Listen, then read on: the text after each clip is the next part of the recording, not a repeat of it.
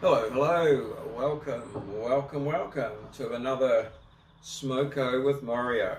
And today we're bringing it to you with the ginger nuts, the ultimate dunker, that says here on the thing, the original ginger nuts, the ultimate dunker.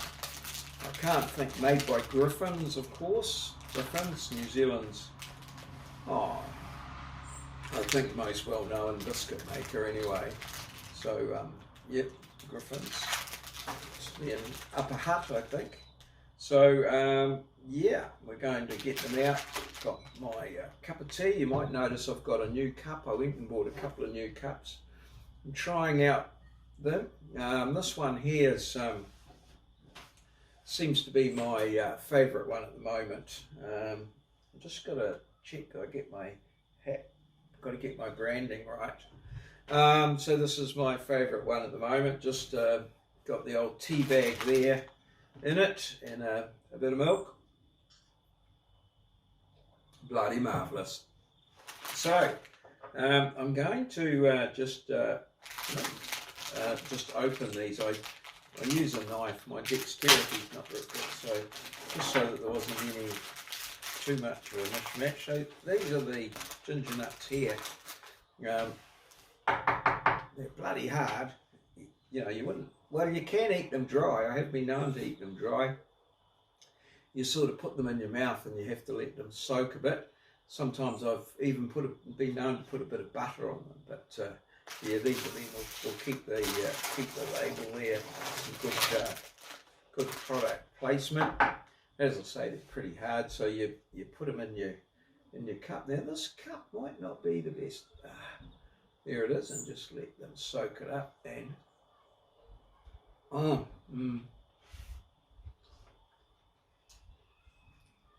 as the thing says there, they've got a ginger taste to them. Yes, just as I remember them now. Very nice. So yeah, just a nice ginger flavour.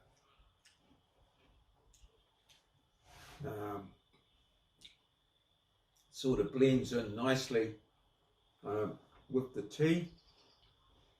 And yeah, Nikki's come to visit me for Smoko. I'm out on my deck here, so yeah.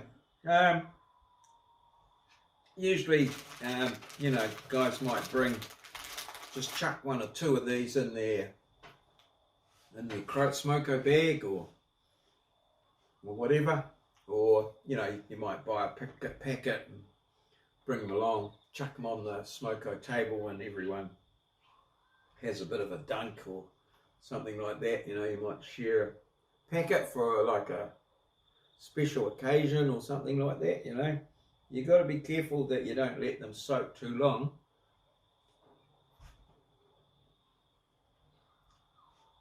Otherwise, you just get a like a congealed mess in the bottom of your cup, and makes it hard to clean. So,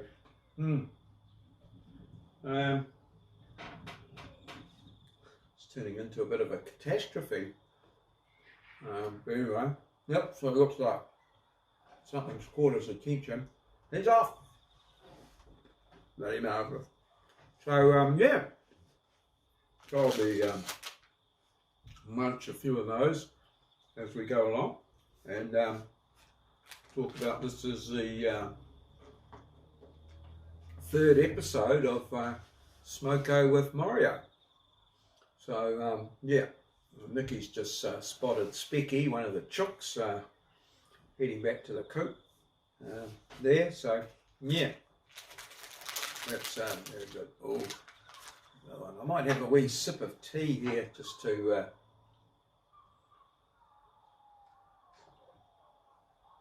clear the throat and what have you. Don't want to get it down too far, as I might not be able to get it in. So you got to let them. These ones you got to let soak.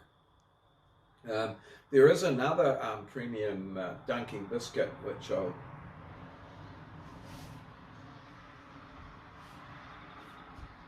bring to you another time.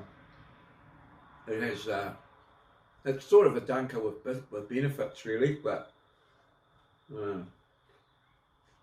time is most important with that one. So yeah, oops, I just lost a bit there. So yeah, so let's talk about the week. So I think the big thing this week is the students are away on a break, so I really like the break times. I don't got lots of work to do, so I don't take any annual leave or holidays myself as such, but I do take a very, like I pace myself nice relaxed time at work, so you know, I've been getting in there reasonably much on time, and just doing things in a nice relaxed fashion, so I do them right and do them properly.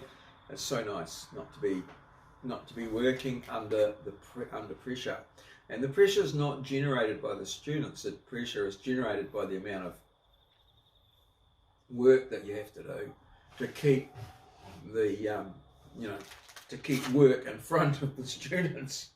So yeah, there's lots of things that you have to do. So yeah, this week I've managed to get the maths test marked, so marking of the maths test, and I also managed to tidied up a few administrative things. I still had a few students come in to talk to about various things. I'm working on a couple of things.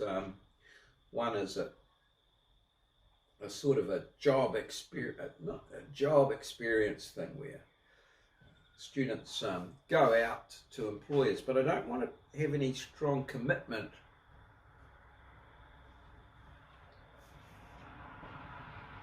of time for the employers. I just want it to be very set. 1 hour, you know, talk to the student, do some stuff, that's sort of it. Well, that's the idea anyway. So I've been working away on that. Got my exam marked, and I did the model answers for a test as well, which I'm hoping to get marked on Monday.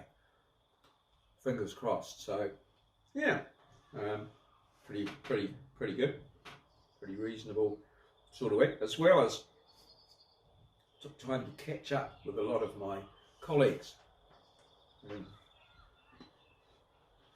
Let's talk about things and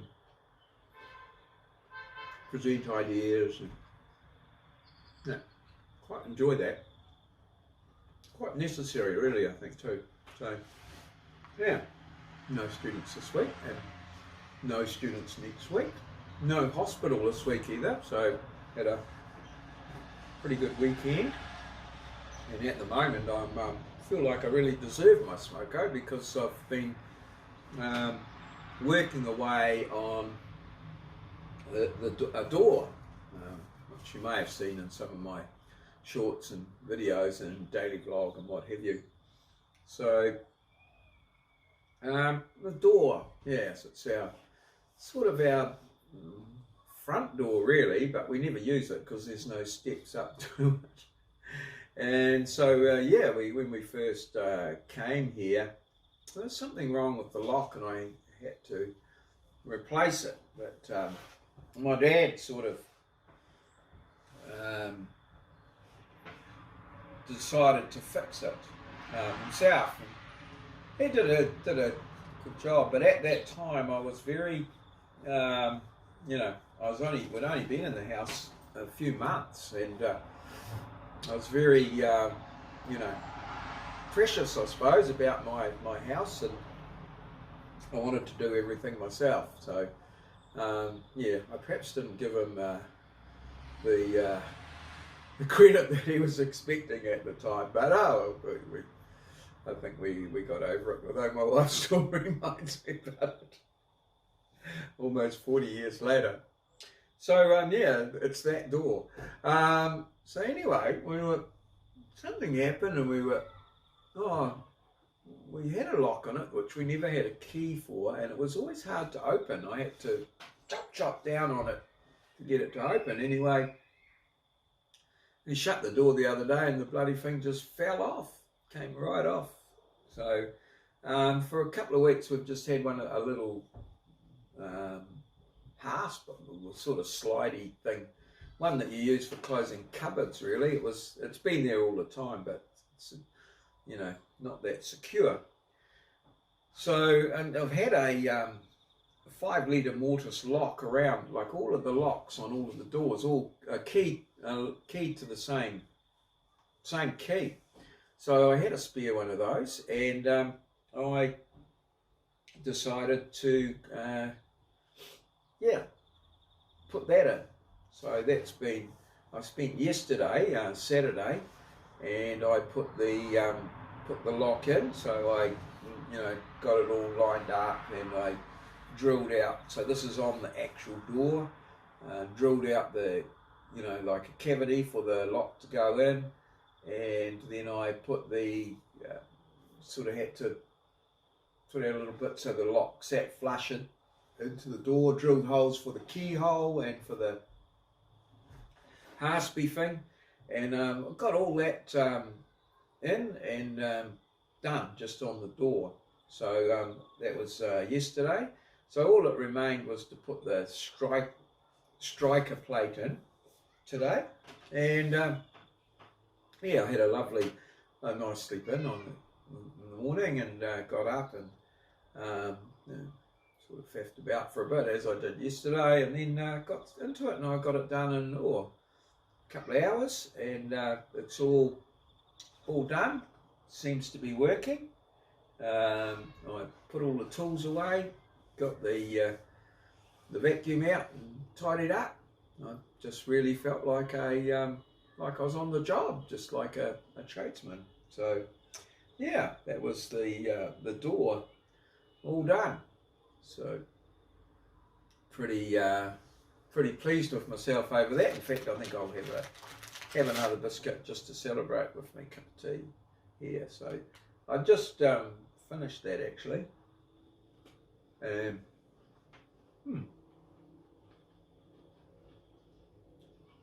Needs a bit more soakage. I'll ginger it up.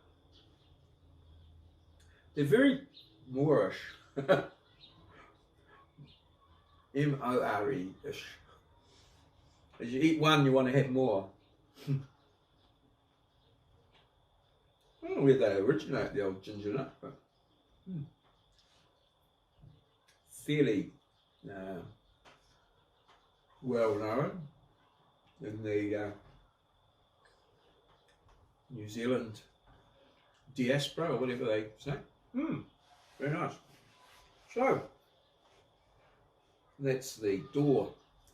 Now, got a bit of a Smoko history really here.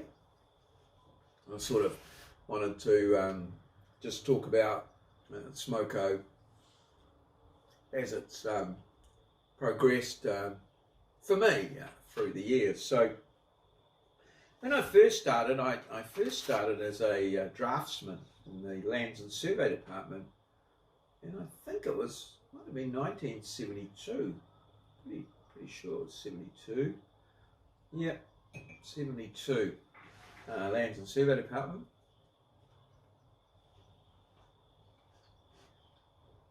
In the old State Insurance Building in Wellington. Right down there in Lambton Quay. Yeah. Just a short walk from the railway station. So, yeah.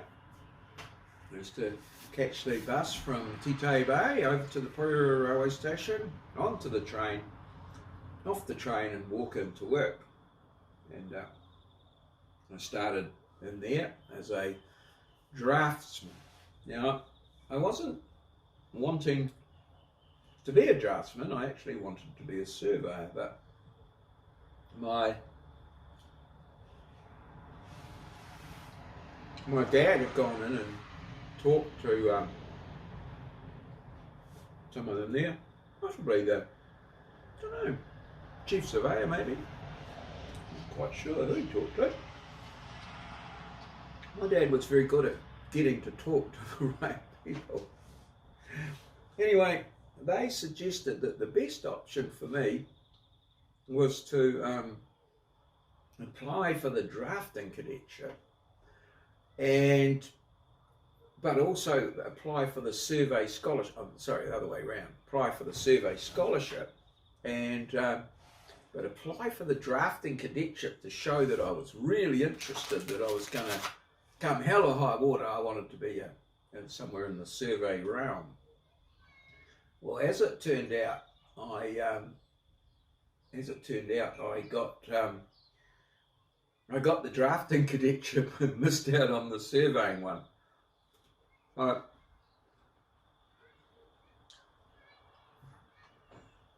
instead of studying to be a draftsman, I said, oh, have a go next year. And this year you can go to university part-time. So I did. And there you go. I started as a draftsman. They had very set hours and things then back in those days. They used to start work at 8 o'clock in the morning, 8 a.m. Now, as you arrived at work, you'd sign a time book. And then at 8 a.m. on the dot, the boss would come out and he'd draw a red line from the book. And anyone that came after 8 a.m, they had to sign under the red line. And then I guess you had to explain why you were late and all that sort of thing. And then we had morning tea, smoko, morning tea, at 10 a.m. And then lunch from 12 to 1. And afternoon smoko at 3 p.m. And then we knocked off at 4:35 down to the station. If you could get it right, you could get down to the station and catch the 504 into Porirua, behind by 6 usually. So left home by about 7.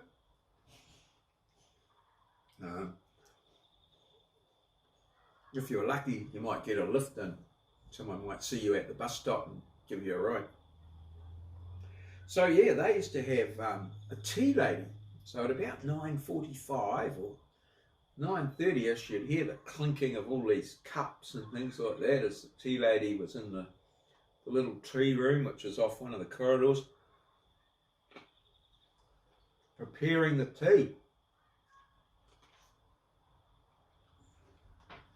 And she used to have a little tea trolley, all the cups. Well, she had a number of them really. So she'd do all these trolleys and then she'd wheel them down. The surveyors, the surveyors, because I was a draftsman, but the surveyors, they had their own tray. And one of them used to come and pick the tray up and take that down, and then there was a trolley, and then she'd wheel that into general drafting, which was a big drafting office, big room. And everyone would come and get their cup of tea, have a chat, that sort of thing. And the tea lady would pour it all out, whatever. All sorts of things used to happen. Like there was one group of guys, they always played 500. They used to play 500. They'd play every tea break, and they I think they kept the score. They had pretty much the same teams or pairs, or well, it's only 4 of them. These guys, and everyone would stand around and watch. And I think the score was, something like 160, I can't remember. It was, you know, large. So I've been playing for a long time. Then there was another group, was it darts? I'm not sure. But there was all sorts of little activities that were going on, all for this quarter of an hour, and then it was all, you know, cups would be back, and we'll all be back to work again. So that was, 1972. The tea lady. And yeah, I don't know, at some stage that the tea lady got phased out. And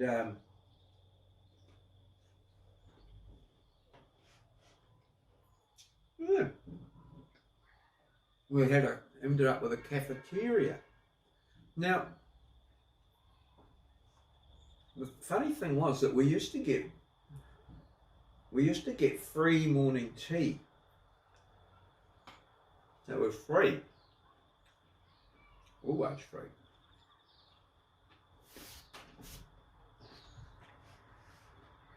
So we went up to the cafeteria so we could get a. Must have been the tea was free.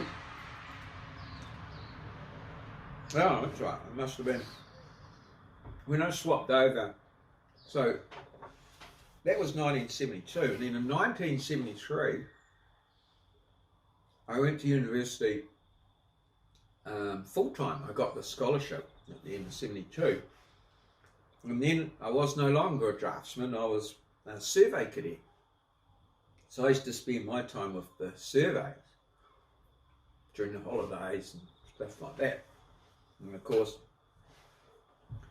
they used to have the tea tray, but the surveyors used to get paid a tea allowance because, for some reason, because they were out in the field and they couldn't have morning tea, something like that. Can't remember. It was something like that. So, yeah, off we go. And then the tea lady got phased out. And so we'd have to go to the cafeteria. Now, the surveyors, because they had a tea allowance, they didn't get free tea. They had to pay. And I remember we had to pay 4 cents a cup. 4 cents a cup. And there was one guy, Pete, and he used to, not only would he fill the cup, but he would also fill up his saucer. He'd give a cup and saucer. He says, if I bloody well pay him for it, I'm going to get my money's worth. So he filled up his cup and his saucer, and when we had the cafeteria. So, well, in some ways I thought the cafeteria was a bit of a uneconomic in a sense, because the tea lady, it gave someone a job, and usually they were older ladies, and got them out and about and give them some purpose and something to do and things like that, and it came to you. Whereas up at the cafeteria, of course, there was the time getting there and the time getting back. Well, that was tended to be on the boss's time, because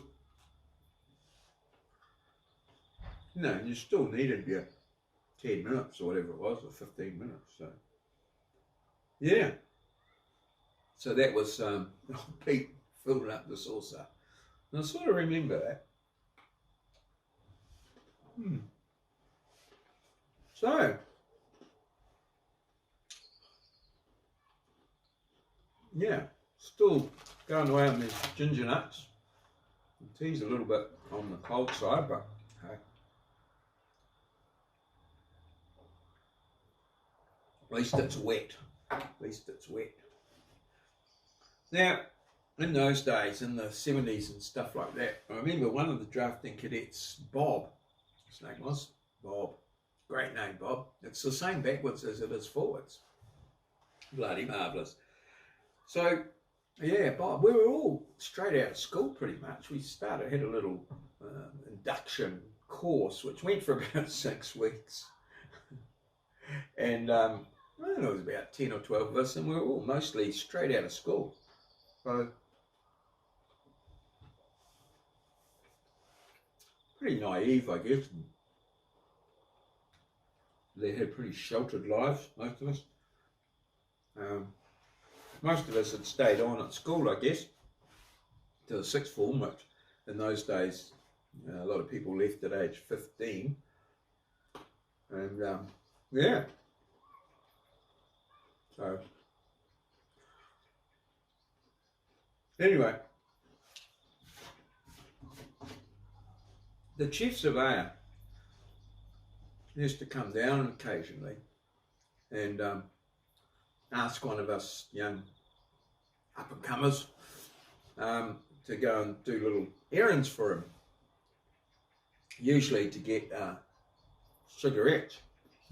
And give it some money and stuff, and off you go. And this one time, he came down and he asked Bob, and he said, go and get us a packet of Cameo, Winger. I used to smoke these cigarettes. They were Cameo. They were in those flatter packets. You know, they would have like 2 cigarettes thick, sort of flat, slimline packets. They were Cameo. They were a menthol as well. So he used to smoke these, and so he said to Bob, you know, I'm going to get us a pack of Cameo. So off Bob went. Julie came back, but Bob obviously didn't come from a family of smokers or knew much about cigarettes, so Bob came back with a packet of Cameo creams, biscuits, and yes, as you can see, I can still remember that 50 years later, almost, in 1972 or something, and yeah, it was always very funny. I always remember that someone, yeah, coming to not getting things quite right. So, well, old Bob, yeah, is no longer with us, but yeah, great chap. Yeah. Alrighty, so we're getting towards the end of this. It's a big smoko. Half an hour ago for calling the big smoko. So, what's the plan for next week? Well, what have we got planned for next week? Well, I've got a lot planned. I don't know whether I can fit it all in. So we've got the marking to do for the survey test. Survey assignment, it's got to be marked, and I've got the weekly stuff that the students hand in. So work my way through that, and then on Thursday and Friday we've got workshops. Staff workshops that we have to go to for professional development. So these ones are on the Treaty of Waitangi. So Waitangi Treaty. So we're doing those. So we'll have to see how those go. They're just a morning each, and I think I'm providing smoko for the first one, or yeah, smoko morning tea. Smoko, crib, sometimes referred to, and for the second one, I'm doing lunch after the event. But yeah, always see how we go. So I bring the stuff in, and yeah, I like doing that. It's a sort of needed distraction from the actual workshops. I find them, yeah, some of them are a little bit of a chore. So, yeah, that's the plan for next week. An infusion Saturday and Sunday, and I've had my blood consent form signed by my GP, so I've got that all ready to go on up there, and, well, we'll have to wait and see.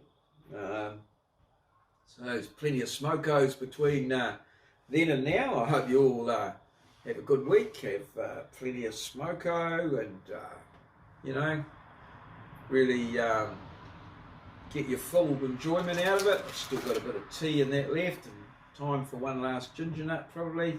Just give it a good hearty soak in there, and Mm. Mm. There you go. Half hour's just up. Cheers. Bloody marvellous.